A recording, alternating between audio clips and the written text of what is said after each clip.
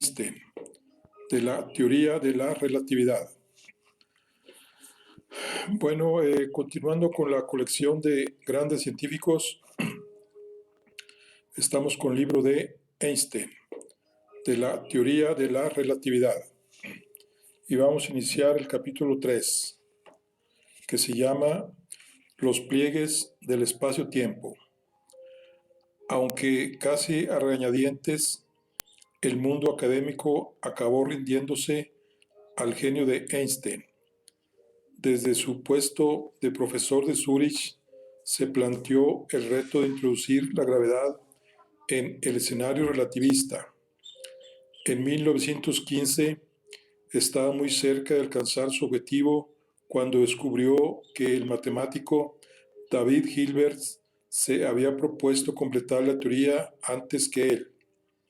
Estalló así uno de los periodos de mayor tensión mental de su vida. Lejos de provocar un terremoto, los artículos de Einstein que Einstein publicó en 1905 recibieron una acogida bastante tibia por parte de la comunidad científica. Al principio, solo Planck se dio por enterado. La última en reaccionar, por descontando, fue la administración universitaria. Einstein sostuvo con ella un obstinado tira y afloja que discurrió a base de concesiones mutuas a regañadientes. En el mundo académico alemán, el rango más bajo del escalafón correspondía al puesto de Privatdozent, sin sueldo, que permitía dar clases a cambio de un modesto estipendio a cuenta de los alumnos. Einstein pensó que era una posición para la que había reunido méritos suficientes y presentó su solicitud en 1907, pero no contaba con la puntillosidad de los funcionarios de la Universidad de Berna. En la lista de requisitos figuraba la presentación de un artículo científico inédito. Él entregó 17. 2 como mínimo merecen un puesto de honor entre los grandes clásicos de la literatura científica. Sin embargo, ninguna consideración pesó más que el hecho de que ya los hubiera publicado. El claustro pudo dispensarle de esta formalidad si hubiera estimado que Einstein se había hecho acreedor a algún logro destacado. Paul Gruner, profesor de física teórica, juzgaba la relatividad muy problemática. El profesor de física experimental, Jaime Forster, era menos sutil. Sobre la electrodinámica de los cuerpos en movimiento, le resultaba ilegible. No logro entender ni una palabra de lo que ha escrito usted aquí. Al parecer del cuerpo docente, la relatividad había sido rechazada con más o menos claridad por la mayoría de los físicos contemporáneos. Einstein calificó el episodio en su conjunto de divertido y desistió de su intento. Es difícil que nadie que de verdad la entienda sea capaz de escapar al encanto de esta teoría. Albert Einstein, acerca de la relatividad general. Tardó un año en tragarse su orgullo y volver a probar suerte, después de todo, en la Universidad de Berna. A comienzos de 1908, sometió consecuencias para la constitución de la radiación de la ley de la distribución de energía de los cuerpos negros, un artículo que no revolucionaría la física, pero que a cambio presentaba la virtud de ser inédito. Además, esquivaba el espinoso terreno de la relatividad. En febrero, la universidad aceptó su solicitud. En el semestre de verano de 1908, Einstein pisó por primera vez un aula universitaria, dejando atrás los bancos de los estudiantes para encaramarse a la tarima del profesor. Solo 3 personas se animaron a madrugar los martes y los sábados para escuchar a las 7 de la mañana cómo disertaba sobre un tema acorde con la estación, la teoría molecular del calor. Entre ellos no faltaban incondicionales, como Michel Bezold. A veces su hermana Maja, que preparaba una tesis en lenguas romances en Berna, también se dejaba caer para prestarle su apoyo moral. Con semejante éxito de público, no le quedó más remedio que mantener el empleo en la oficina de patentes. En mayo del siguiente año fue nombrado profesor asociado de la Universidad de Zúrich, después de un duro regateo. La plaza se ofreció en primer lugar a un antiguo compañero de la Politécnica, Federico Adler, que supo quitarse de en medio con elegancia. Si a nuestra universidad se le presenta la oportunidad de conseguir a un hombre como Einstein, sería absurdo que me nombrara a mí. Tras superar este obstáculo, se cuestionó la aptitud pedagógica de Einstein. Ante la crítica de que daba monólogos, se limitó a responder con ironía: ya hay bastantes profesores sin mí. No obstante, pasado un tiempo prudencial para templar una vez más su indignación, sometió su competencia didáctica a un examen ante la Sociedad de Física de Zúrich en febrero de 1909. Recibió un aprobado raspado. Quedaba salvar una pequeña irregularidad de su partido de nacimiento que el comité de contratación de la universidad no pasó por alto. Herr Dr. Einstein es un israelita. El informe del comité ahondaba en las consecuencias que esto podía acarrear a la institución.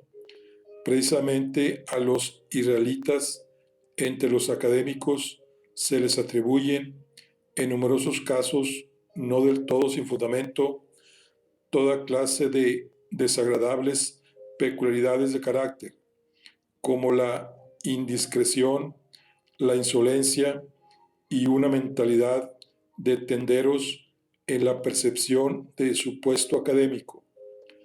Después de arduas deliberaciones, no estimaron compatible con su dignidad adoptar el antisemitismo como política. Sí consideraron digno regatear un poco y ofrecer un sueldo más bajo que el que cobraba Einstein en la oficina de patentes. Por este motivo rechazó las condiciones. Aumentaron la oferta hasta igualar los 4.500 francos anuales que ganaba en Berna. Einstein aceptó. Cuando por fin se consolidó la plaza de Zúrich, un colega lo felicitó. Ya era hora de que salieras de la oficina de patentes, a lo que él contestó: ahora yo también soy un miembro oficial del gremio de putas. En julio de 1909 recibió un doctorado honoris causa por la Universidad de Ginebra y en octubre se planteó su primera candidatura al Premio Nobel.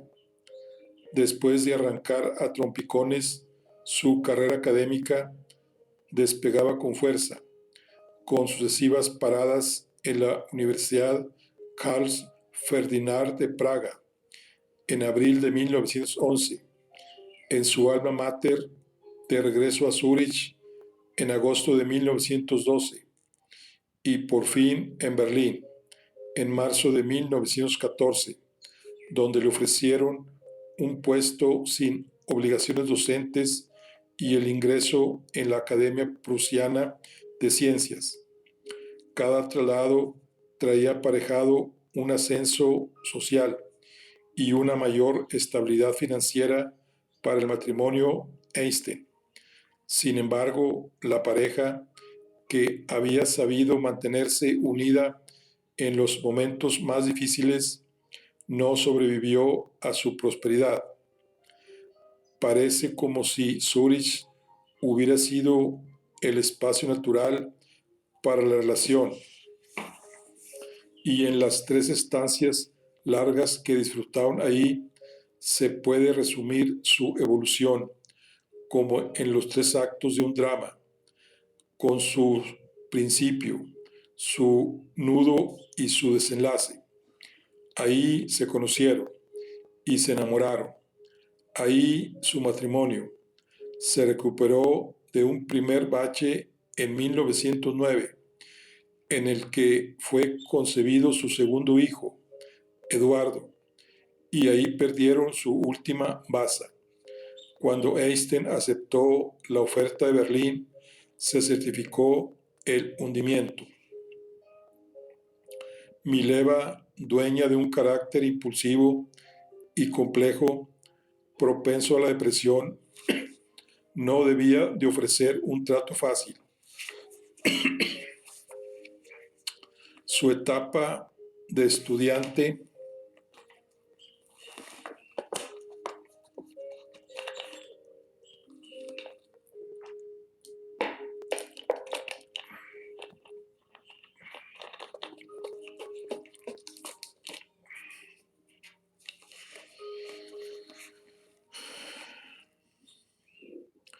era una luz que alumbraba su vida, y ésta se fue oscureciendo a medida que los años dorados quedaban atrás.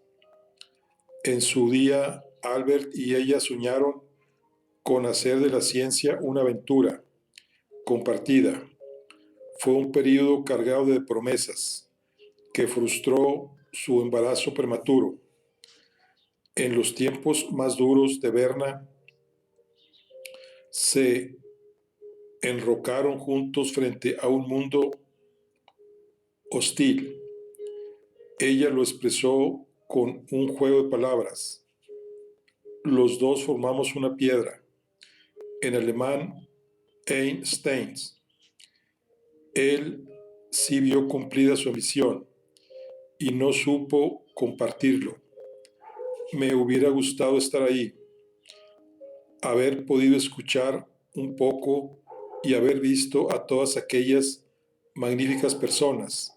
Le escribía Mileva desde Praga, mientras él participaba en un encuentro científico en Karlsruhe y ella se quedaba en casa.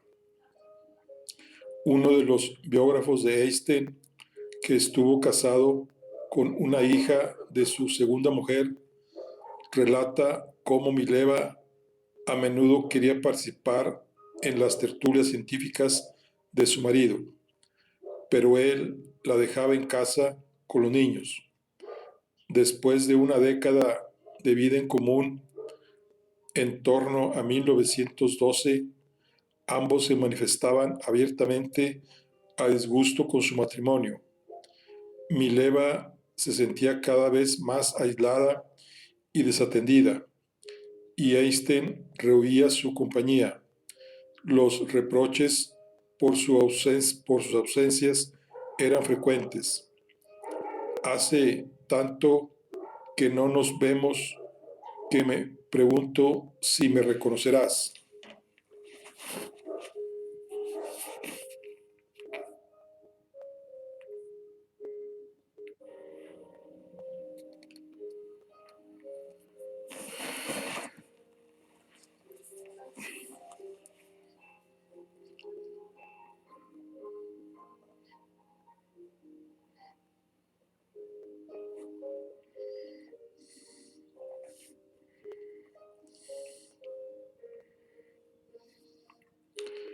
En las cartas a su amiga Elena Savic, Mileva mostraba más abiertamente su desaliento. Trabaja sin cesar en sus problemas. Se puede decir que solo vive para ellos. Debo confesarte con un poco de vergüenza que no le importamos y que ocupamos un segundo lugar para él. Ciertamente a Einstein le gustaba cultivar una cierta retórica del desapego.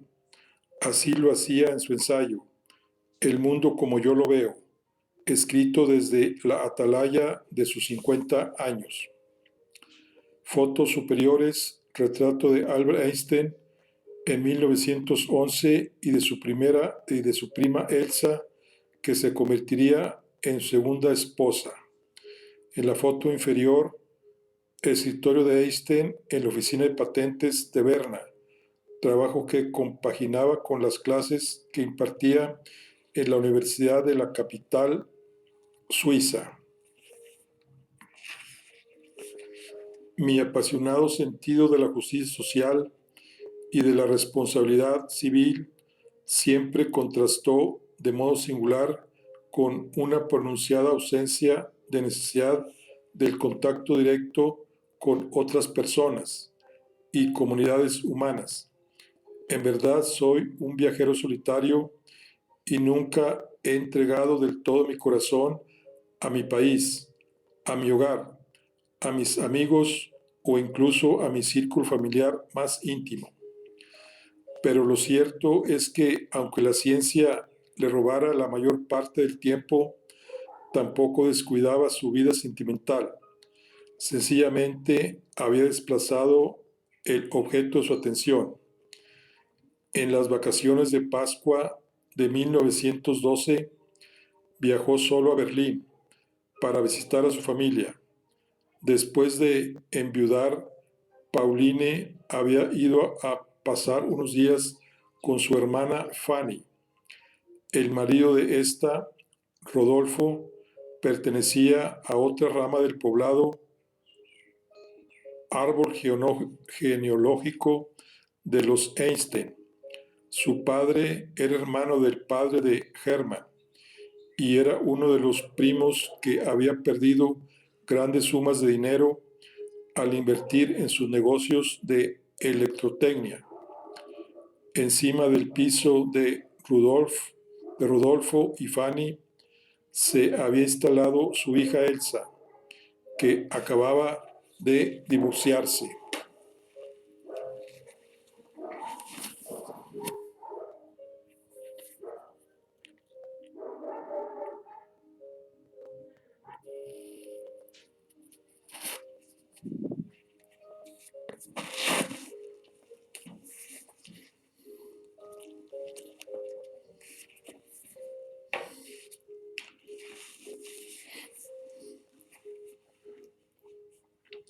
Elsa y Einstein se habían conocido en Múnich y a ella le gustaba contar que de pequeña se había enamorado de su primo escuchándole interpretar a Mozart al violín. No sabemos si quedó deslumbrada después de una nueva exhibición musical, pero el sentimiento infantil renació. Aunque ignoramos los detalles del reencuentro, lo cierto es que a la vuelta de Einstein a Praga habían comenzado un filtreo epistolar a escondidas. Después de todo, no era un viajero tan solitario. Necesito a alguien a quien amar, admitía. De otro modo, la vida es triste. Y ese alguien es usted. Se puede describir a Elsa de muchas maneras, pero quizá la más inmediata sea retratarla como el negativo fotográfico de la callada, introvertida y atormentadora Mileva, coqueta, divertida, un animal social sin ningún interés en la ciencia. Sí, Einstein se asfixiaba en su relación con su mujer. En Elsa no podía encontrar nada que se la recordara. Con todo, todavía sentía la suficiente responsabilidad para alarmarse ante el giro de los acontecimientos y dio un paso atrás. Si cediéramos a nuestra atracción mutua, solo provocaríamos confusión y desgracia. A finales de mayo decidió cortar por lo sano, o no tanto. En la misma carta donde anunciaba a Elsa, le escribo por última vez y me someto de nuevo a lo inevitable, la informaba de su cambio de dirección.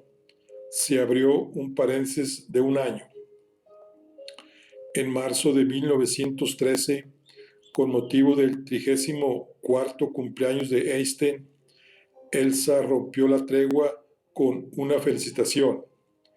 Él respondió, y la correspondencia recobró pronto el impulso perdido. La convivencia con Mileva no había corregido su deterioro.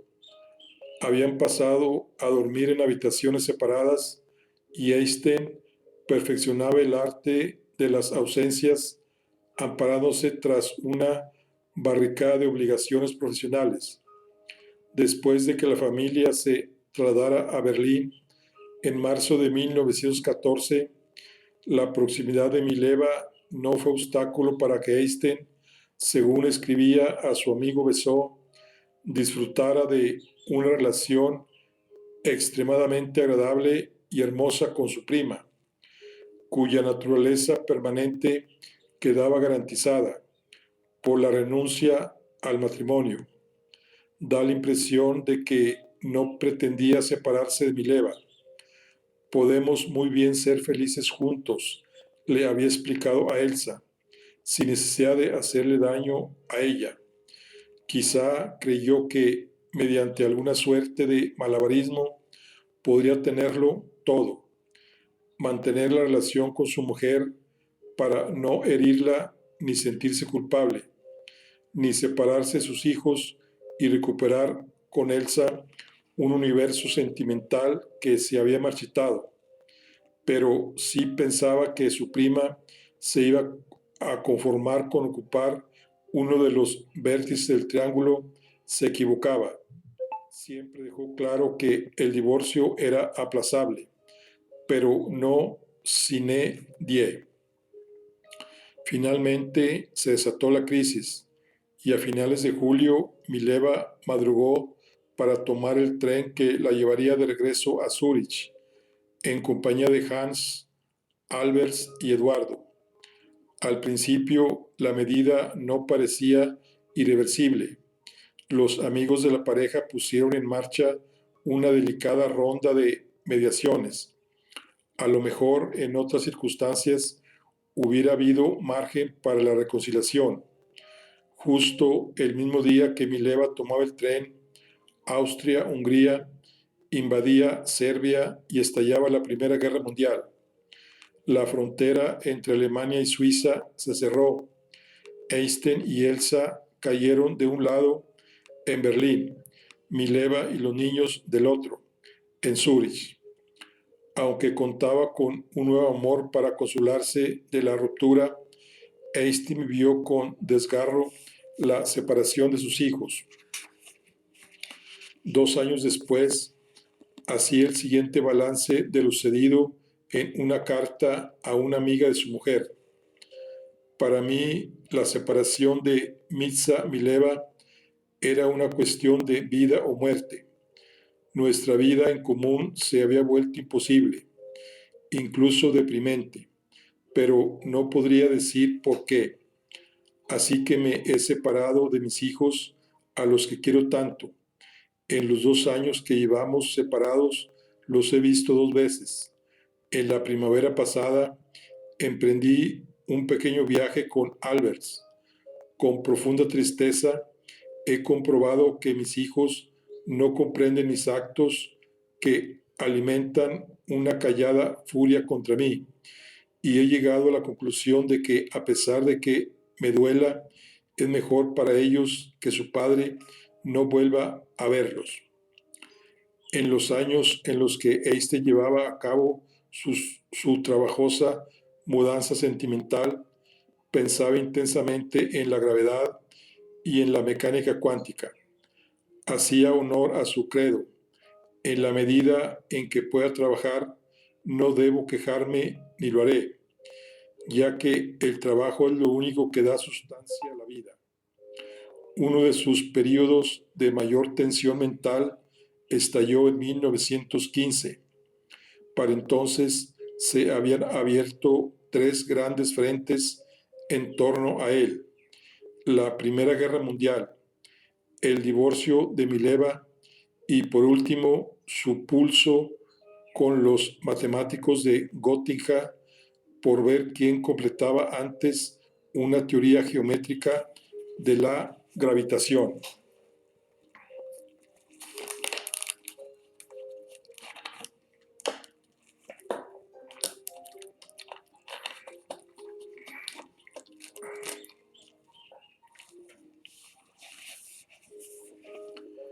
Equivalencia entre gravedad y aceleración. La estrella polar que guió a Einstein a lo largo de su ardua travesía hacia la relatividad general, que duró casi 8 años marcados por la incertidumbre, se encendió en el mes de noviembre de 1907. Más tarde la calificaría como la idea más feliz de su vida. Una anécdota sitúa su origen en la caída de un pintor desde lo alto de un andamio. Al interesarse Einstein por su estado, el hombre le contó que en un momento de su descenso, durante un brevísimo instante, había sentido que flotaba en el aire. Una persona en caída libre recordaría años más tarde: no sentiría su propio peso.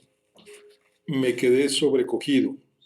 Esa idea tan simple me dejó una profunda huella y me impulsó hacia una teoría de la gravitación.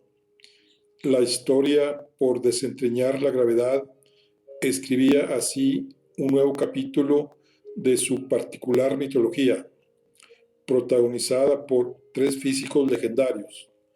Primero, Galileo había dejado caer una bola de madera y otra de plomo desde lo alto de la torre inclinada de Pisa. Después vino Newton con su manzana, y por fin se incorporó el accidente laboral del pintor de Einstein. Casi con seguridad, ninguno de los tres episodios sucedió en realidad. Enseñamos a los niños de primaria que la gravedad es una fuerza que nos mantiene pegados al suelo y que los astronautas, lejos de grandes masas como la Tierra que los atraigan, flotan libres contra la negrura del espacio. Sin embargo, en cierto sentido, todos tenemos espíritus de astronautas.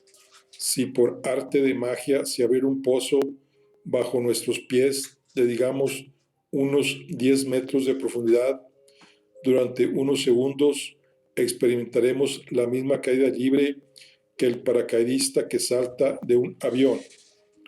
La Tierra seguiría en su sitio, la atracción mutua también, pero nuestra sensación de peso se desvanecería. Cuando una taza de café se nos cae de las manos, se hace añicos contra el suelo. Si la soltamos en el preciso instante en que el pozo se abre, nos acompañaría en nuestro descenso, flotando misteriosamente a nuestro lado. Una persona prisionera en un cubículo sin escotillas ni ventanas no podría decir si flota en el vacío dentro de una cápsula espacial o si cae dentro de la bodega de un avión. Si saca su cartera del bolsillo y la coloca a la altura de los ojos, verá que sí queda ahí flotando. Tampoco hace falta recurrir a los artificios del pozo o del prisionero. Al dar un salto, justo después de alcanzar el punto más alto, experimentamos una fugaz caída libre. Los niños se embriagan con la sensación de ingravidez, que disfrutan intermitentemente al caer y rebotar en una cama elástica. El mismo fenómeno se aprovecha para el entrenamiento de los astronautas. en aviones que remontan el vuelo y se dejan caer a través de la atmósfera para proporcionar unos segundos de ingravidez a sus ocupantes, y también algunos efectos secundarios. El turborreactor KC-135 de la NASA fue bautizado con el nombre oficial de Maravilla Ingrávida, pero sus agitados pasajeros preferían referirse a él con el apelativo familiar de Vomit Comet, lo que confirma que el mejor detector de aceleraciones lo llevamos instalado en el estómago. Einstein descubrió la ilusión que anida en algo tan sólido en apariencia como nuestra sensación de gravidez. La ambigüedad entre aceleración y gravedad se extiende a cualquier valor del peso. En un ascensor, sus cambios de velocidad nos hacen sentir más ligeros o más pesados. Una incertidumbre que cabe llevar al extremo, recuperando el espíritu de los experimentos de Galileo. Podemos encerrar a Domenico en una reproducción perfecta de la bodega del barco, sin escotillas, e introducirla en un gran ascensor espacial lejos de cualquier masa. Si el ascensor sube con una aceleración tal que produzca en Domenico la sensación exacta de su peso, éste será incapaz de decidir si se encuentra en la Tierra o en el espacio, sea cual sea el experimento que se le ocurra montar dentro de la bodega. La idea feliz de Einstein evoca una ilusión de prestidigitador. Cualquier efecto gravitatorio se puede imitar mediante una aceleración y viceversa. Llamó a esta relación tan peculiar principio de equivalencia. A partir de 1905, el gran desafío que se le presentaba consistía en ampliar el marco de la relatividad especial. Esta contemplaba solo cuerpos que se mueven con velocidad constante. Sin embargo, una teoría física completa debía tener en cuenta forzosamente las aceleraciones. Al mismo tiempo, Einstein quería incorporar la gravedad. La ley de gravitación universal funcionaba con un mecanismo matemático que se había quedado anticuado tras la revolución relativista. La famosa ecuación de Newton presentaba dos problemas. F es igual a G de mt por m sobre r al cuadrado. Si nos fijamos en ella, vemos por un lado que en el denominador aparece r, la distancia que separa las masas, pero Einstein sabía que, debido a la contracción de Lorentz, dos observadores, uno en movimiento y otro en reposo, no tienen por qué medir las mismas distancias. ¿Cuál de ellas se debía introducir en la ecuación? Por otro lado, y quizá más importante, en la expresión no figura el tiempo. Esto implica que la acción de la fuerza es instantánea. Si m se aleja de m', las fuerzas cambian de modo inmediato. Esto violaba los preceptos relativistas, que establecían que nada podía viajar más rápido que la luz.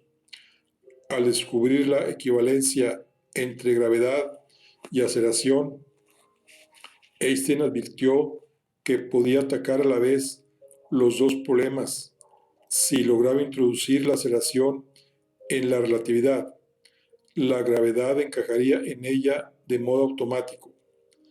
Si nos conceden muy poco tiempo y nos privan de alguno de nuestros sentidos, no sabremos determinar si nos precipitamos en una caída libre o flotamos en ausencia de gravedad. Esta incertidumbre germinaría incluso al dar un salto. si congelamos nuestro movimiento en el fotograma, donde alcanzamos el punto más alto justo antes de iniciar el descenso y nos borran la memoria durante una fracción de segundo, seremos incapaces de distinguir nuestra caída de la ingravidez. En esta ambigüedad descansa el principio de equivalencia. Sin embargo, si dejamos pasar el tiempo suficiente, tarde o temprano, observaremos una desviación de la ingravidez. Existe un símil geométrico. Recorriendo una distancia corta, no podemos discernir si la Tierra es plana o redonda. En un viaje largo, acabaremos por detectar alguna desviación de la línea recta, es decir, la curvatura del planeta. Esta analogía esconde la clave para acomodar la gravedad en el seno de una teoría relativista. Cuando un escarabajo ciego se arrastra sobre la superficie de una rama doblada, no se da cuenta de que el camino que recorre en realidad es una curva. Tuve la suerte de caer en la cuenta de que el escarabajo ignoraba. Respuesta de Einstein al preguntarle su hijo Eduardo la razón de su fama. En el verano de 1912, nada más regresar a Zúrich desde Praga, Einstein dirigió una petición de auxilio a su viejo amigo Marcel Grossmann. Debes ayudarme o si no, me volveré loco. Siendo estudiante, Grossmann le había prestado sus apuntes cuando saltaba las clases y más adelante lo había rescatado de la precariedad con el trabajo de la oficina de patentes. Ahora se había convertido en una autoridad en geometría no euclidea. Una vez más, se avino de buen grado a colaborar. Juntos, Einstein y Grossmann emprendieron una excursión por el mundo de las superficies muy parecida a la que nos disponemos a iniciar.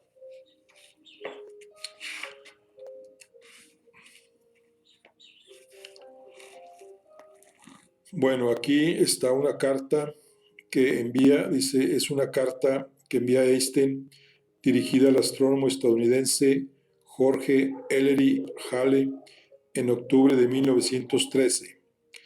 Einstein exponía la posibilidad de que los rayos de luz sufrieran una desviación en un campo gravitatorio y sugería que en el caso de la masa solar y muy cerca de la estrella, dicha desviación ascendería a 0.84 segundos y de que sería como 1 sobre r, siendo r la distancia más corta entre el rayo y el centro del Sol. Esta idea constituye el germen del experimento que en 1919 acabaría validando la relatividad general.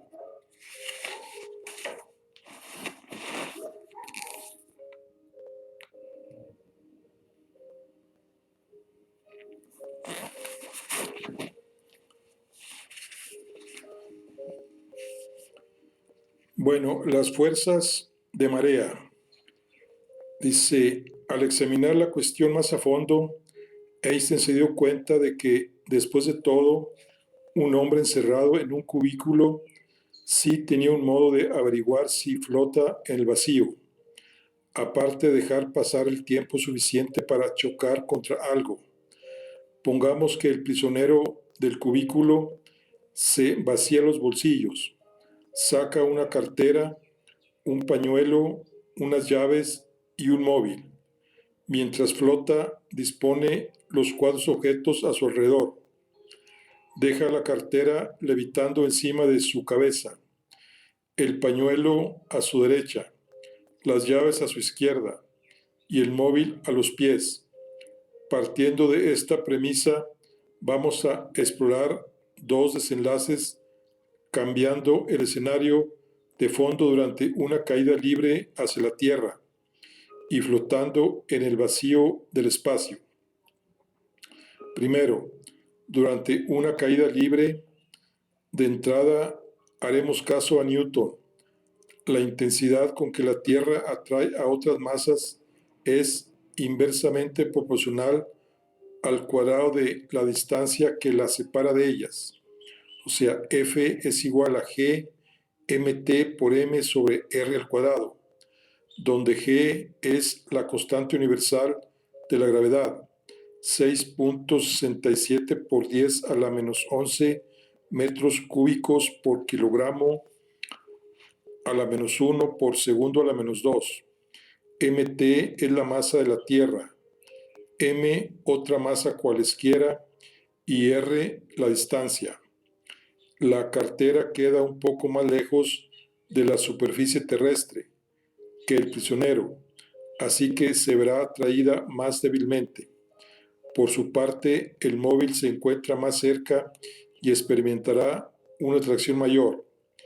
Esta diferencia las irá separando.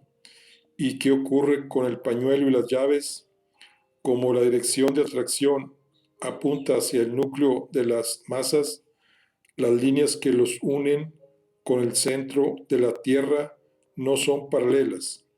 Por tanto, a medida que pasan los segundos, la cartera se alejará de la cabeza del prisionero, igual que el móvil a sus pies.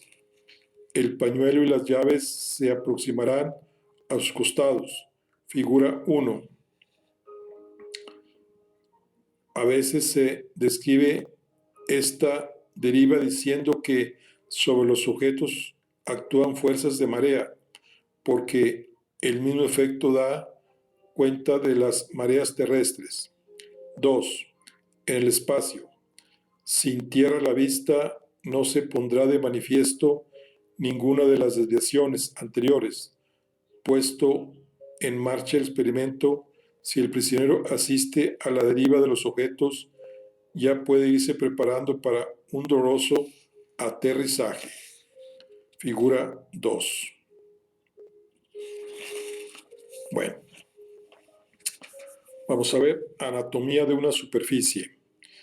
En una superficie plana, dos individuos que tracen perpendiculares a una misma línea recta dibujarán dos paralelas que no se encontrarán mientras les dure la paciencia, aunque ésta sea infinita.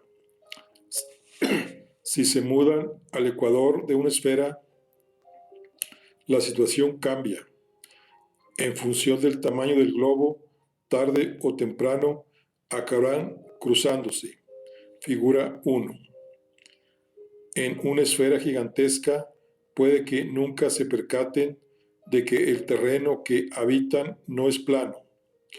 La humanidad tardó miles de años en convencerse de la curvatura de la Tierra, lo que no tiene nada de particular si no puedes echar un vistazo desde el espacio o emprender la vuelta alrededor del mundo.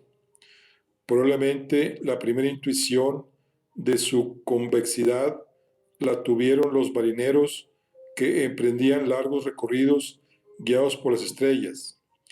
El experimento de las paralelas proporciona a los nativos de una superficie una herramienta deductiva para averiguar si viven en una tierra plana o redonda.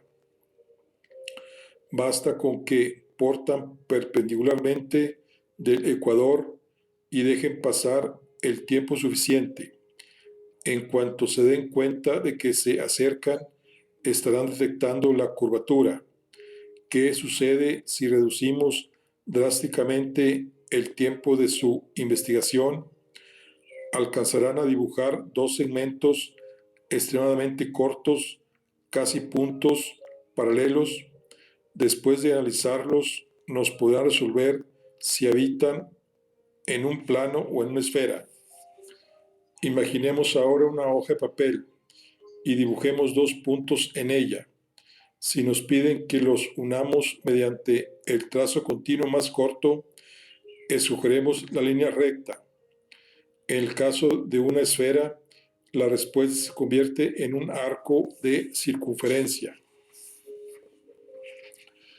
La condición extrema que hemos impuesto a estos trazados los distingue del resto de posibles trayectorias, haciendo que merezcan un nombre propio: geodésicas. No importa cuánto compliquemos la geografía de la superficie, seguiremos encontrando geodésicas, aunque tengan que serpentear superando toda clase de irregularidades. Por entrevesada que sea la superficie, también podremos aproximar los alrededores de cualquiera de sus puntos mediante un plano, su plano tangente. Al repetir la operación alrededor de muchos puntos, terminaremos alicatando la superficie. En un terreno razonablemente liso, encargaremos baldosines grandes. Si trabajamos con un relieve muy accidentado, acabaremos con un mosaico de trocitos planos de azulejos muy pequeños. Partamos de una superficie con 2 puntos y una geodésica que los enlace, y procedamos a alicatarla. Figuras 7 y 8. Se observa que, igual que la superficie se descompone en un puñado de azulejos planos, la geodésica se rompe en una serie de líneas rectas. Figura 9.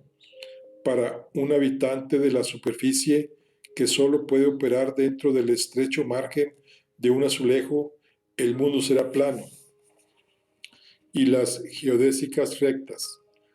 Prisionero de una región limitada, no podrá determinar si vive en un espacio liso o irregular.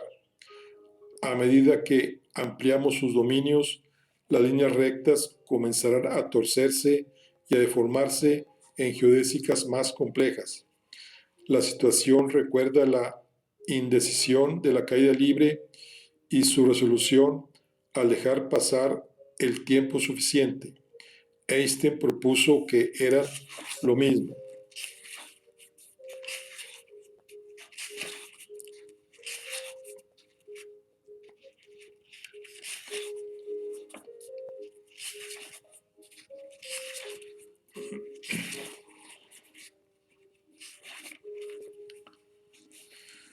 En el verano de 1912 se dio cuenta de que la teoría de superficies creada por el matemático Carlos Federico Gauss contenía la llave que abría el misterio. Para encajar la interacción gravitatoria de su teoría de la relatividad. Este descubrimiento lo abocaría a un curso acelerado de sofisticación matemática de la mano de Grossman para dominar las herramientas capaces de traducir su intuición física al lenguaje formal de la geometría diferencial. Pero, ¿quién fue Carlos Federico Gauss? La vida privada de las superficies. Carlos Federico Gauss, 1777-1855, nació en el seno de una familia humilde, pero con una mente privilegiada, a la que solo podían hacer sombra Newton o Arquímedes. Dejó que algunos de sus descubrimientos más notables, como la geometría no euclídea o el álgebra de los números complejos, cogieran polvo en un cajón para ahorrarse polémicas científicas. Se lo podía permitir. La parte de su obra que no le dio pereza publicar bastó para marcar un antes y un después en la historia de las matemáticas. Riemann generalizó sus ideas sobre geometría diferencial en una conferencia que pronunció en 1854 y que cerró con una nota de suspenso. Esto nos conduce a los dominios de otra ciencia, el ámbito de la física, donde nuestro propósito de hoy no nos permite adentrarnos.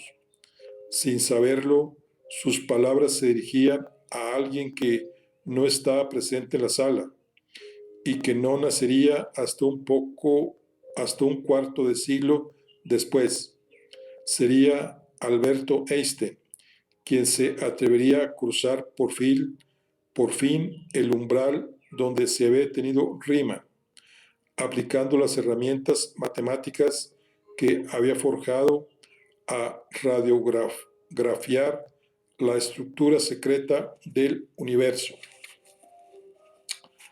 Hasta comienzos del siglo XIX, con la publicación de las investigaciones generales sobre superficies curvas de Gauss, los espacios en dos dimensiones se venían estudiando desde una perspectiva tridimensional. Vale lo mismo decir que se observaban desde el exterior. Lo que hizo Gauss fue zambullirse en la propia superficie, tropezando uno tras otro con sus accidentes a medida que la iba recorriendo. Este viaje de la imaginación inauguró el estudio de la geometría intrínseca de superficies, que recibiría su impulso definitivo con la obra de uno de los estudiantes de Gauss, Bernhard Riemann, 1826-1866. En un plano resulta razonable extrapolar las propiedades de una pequeña región a sus inmediaciones. Su monotonía vuelve cualquier palmo del terreno idéntico a los demás. Sin embargo, un medio abrupto nos ofrece en cada accidente un punto de referencia. Distinguimos una cumbre de una hondanada y no podemos imponer la singularidad de una parte del territorio al resto. Por tanto, para expresar la estructura intrínseca de una superficie tenemos que cartografiar toda su extensión. Para hacerlo, Gauss se fijó en lo que sucede en un punto cualquiera de la superficie cuando nos situamos en él y decidimos avanzar una distancia muy corta en una dirección al azar. Si estamos en un suelo llano como el de un piso, nos resulta indiferente la dirección que escojamos. El mismo paso nos llevará igual de lejos. Sin embargo, si estamos en una superficie ondulada, la situación se complica. Al dirigirnos hacia la derecha, a lo mejor caminamos cuesta abajo, o si nos inclinamos para la izquierda, cuesta arriba, por una pendiente pronunciada. Por poner un ejemplo extremo, estudiemos la situación de las dos personas del dibujo de la página contigua. Las dos caminan desde A hasta B, una junto a la otra. La persona 1 camina en línea recta sobre un terreno llano, la 2 por la hondonada que se abre justo a su lado. Para ir desde A hasta B, 2 tiene que dar más pasos que 1, debido a la geometría curva de su terreno. Figura 10. Si preguntamos a los dos cuál es la distancia entre A y B, darán respuestas distintas. Gauss construyó una función matemática, la métrica, que se representa mediante la letra G, que mostrase la información para cada punto de una superficie de cuánta distancia se recorre al dar un pequeño paso, según en qué dirección nos desplacemos. Esta información cambia con la orientación y de punto a punto en una superficie accidentada, pero no en una plana. La métrica se puede considerar como el manual de instrucciones para armar una superficie, puesto que encierra todos los datos que queramos extraer de ella. Al contemplar un espacio desde una dimensión superior, sus irregularidades saltan a la vista. La métrica nos permite apreciarlas a tientas, desde las entrañas de la superficie misma. Las propiedades geométricas de un espacio deben ser independientes del sistema de coordenadas que escojamos para describirlo. Podemos recurrir a la analogía de una noticia que relata un suceso en un idioma determinado. Aunque el texto se traduzca a infinidad de lenguas, en todas ellas contará lo mismo. La distancia entre dos puntos, por ejemplo, es una información que no se ve afectada por una traducción, es decir, por una transformación de coordenadas. Los puntos 1 y 2 están a distancias diferentes según la midamos desde A o desde B, pero la distancia entre ellos no cambia. En lenguaje algebraico se dice que la distancia de un invariante, figura 11,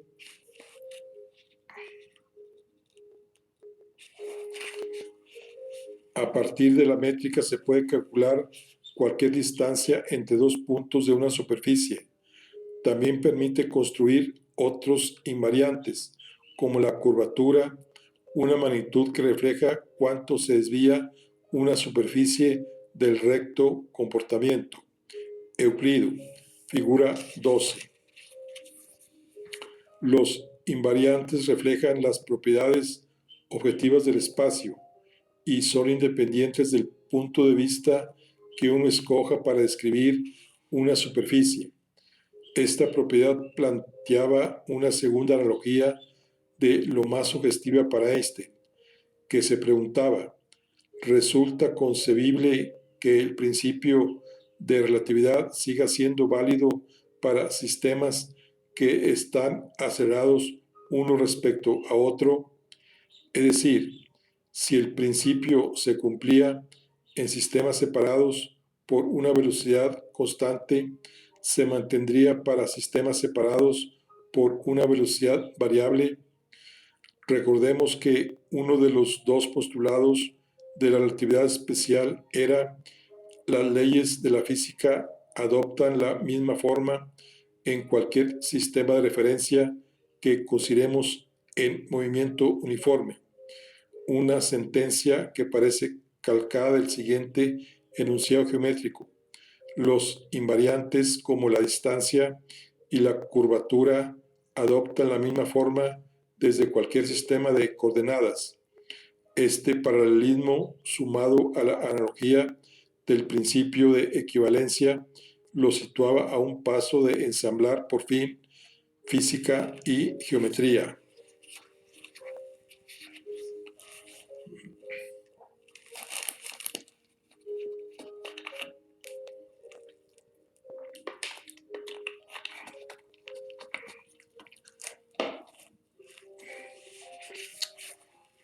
La puesta en pie de la métrica. Para montar la métrica, Gauss partió de la distancia entre dos puntos muy próximos cualesquiera de una superficie, cuyas coordenadas difieran únicamente en cantidades infinitesimales.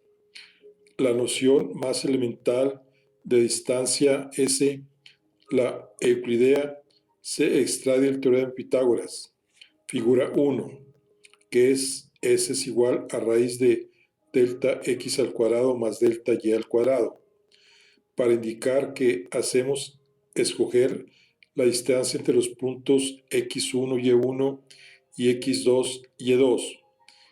Tanto como queramos, cambiamos la notación de delta x, que es una magnitud medible, a dx, una magnitud diferencial. Esta expresión deja de ser válida si las coordenadas no se refieren ya a dos ejes perpendiculares, x y y, o en general si nos situamos en una superficie curva como una esfera, por ejemplo en la figura 3. Para ampliar el marco de la teoría de Gauss, trabajó con coordenadas más generales, u y b, y escribió que el cuadrado de la distancia entre dos puntos separados por una distancia infinitesimal, UB, y U más DU, B más DB viene dado por ds al cuadrado es igual a EU, B du al cuadrado más 2f v du db más g v db al cuadrado, donde e, f y g son funciones de las coordenadas. Para recuperar una longitud medible, basta con sumar a lo largo de una curva todas las distancias infinitesimales ds al cuadrado, comprendidas entre sus extremos. El alemán Bernhard Riemann no se conformó con el estudio de las superficies en dos dimensiones y extendió los planteamientos de Gauss a un número arbitrario de ellas. En su caso, ds al cuadrado es igual a la sumatoria de i, j a la n de g y j y dxj, donde n puede asumir cualquier valor natural. Las cantidades g y j son, una vez más, funciones de las coordenadas, es decir, el cuadrado de la distancia entre dos puntos extremadamente próximos ds al cuadrado se va estirando y comprimiendo a medida que nos desplazamos por la superficie y registramos sus accidentes. Si traducimos la expresión gaussiana a los términos más amplios propuestos por Riemann, tendremos que n es igual a 2, g sub 12 es igual a g21 igual a f, x1 igual a u, gn igual a e, x2 igual a b y g22 igual a g. La colección de funciones g sub g, la métrica, reflejan juntos las irregularidades del relieve. Se pueden representar mediante una matriz cuadrada de n al cuadrado de elementos. O sea, G1, 11, G12 hasta G1n, G21, G22, etcétera, hasta G2n, GN1, GN2, hasta GNN. Esta es la puesta en pie de la métrica. Bueno, aquí concluimos la charla del día de hoy. Estamos con grandes científicos de la historia, con Einstein, la teoría de la relatividad. Y estamos en el capítulo 3. Nos vemos en la siguiente. Hasta luego.